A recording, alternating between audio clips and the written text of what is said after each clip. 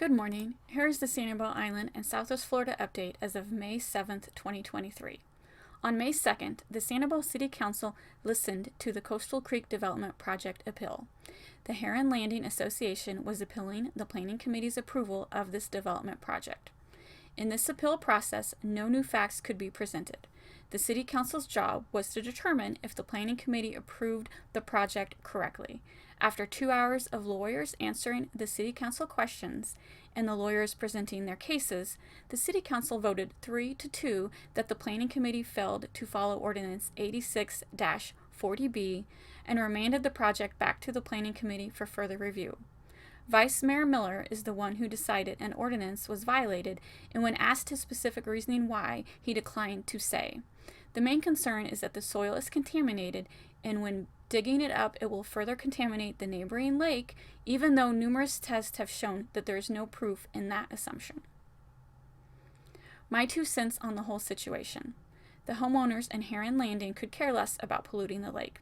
They fight the city all the time in following regulations about yard fertilizers and landscaping plants that would prevent further pollution.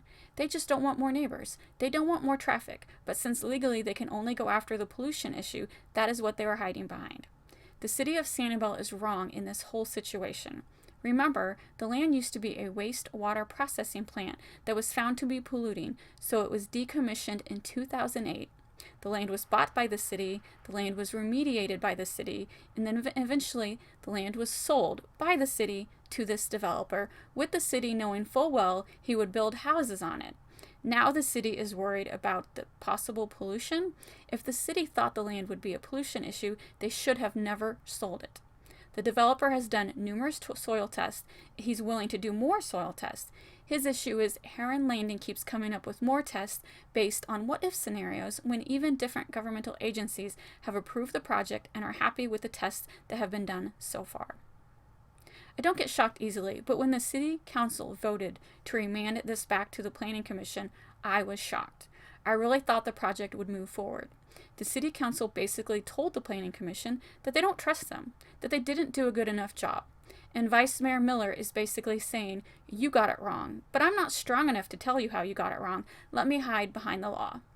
The city of Sanibel sold land to a developer and is now making it very difficult for the developer to build on this land. That is a slap in the face to a developer who has had a positive history and reputation on Sanibel. Thanks for listening.